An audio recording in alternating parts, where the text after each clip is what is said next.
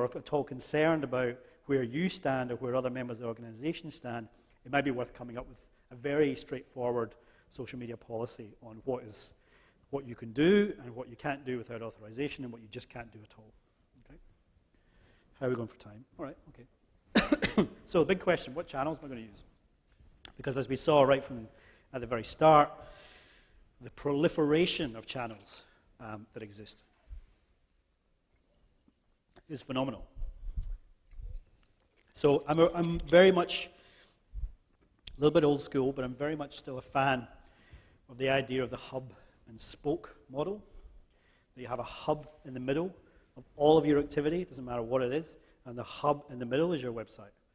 Okay? And it's not about always, yes, I would argue that a lot of the time it's about driving traffic to the website, because in the website, you've created an environment that is hopefully understandable, okay?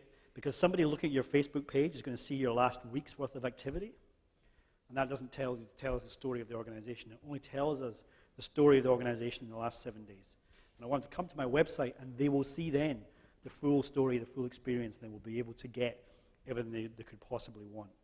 Okay? I'm not advocating, getting out of any social media. Quite the opposite. I'm just saying that you want to try and ultimately get people to come to the place that you feel best represents you. And I'd argue that that's your website. And particularly for search engine optimization. And I'll get into that in a second. So web, we've got our mobile. Very, very good question that remains unanswered, I think, in 2012. Is it M-site or apps? Okay. And I also do an hour-long presentation on that very question. The jury is kind of out. It really depends on your cash, I think, because apps are expensive. But if you do have the cash, then apps can do a hell of a lot more than an M-site can do.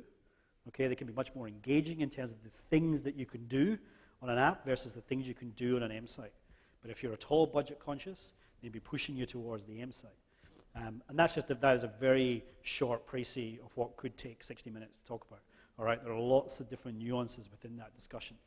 But generally, budget conscious, go for the M-site. It works across all platforms. If you've got a little bit more money to play with and you want to do something creative and interesting, then get into apps. There was a mention from Victoria about them building a utility app for the Opera House, which is interesting insofar as using it to sell tickets through the app, okay? Because it's a much more, in general terms, can be a much faster and seamless process to complete a purchase process through an app than it can be through an M-site, just in terms of speed of execution from yes to yes, okay?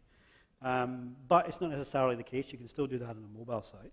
But I just think that the idea is that, for example, I think as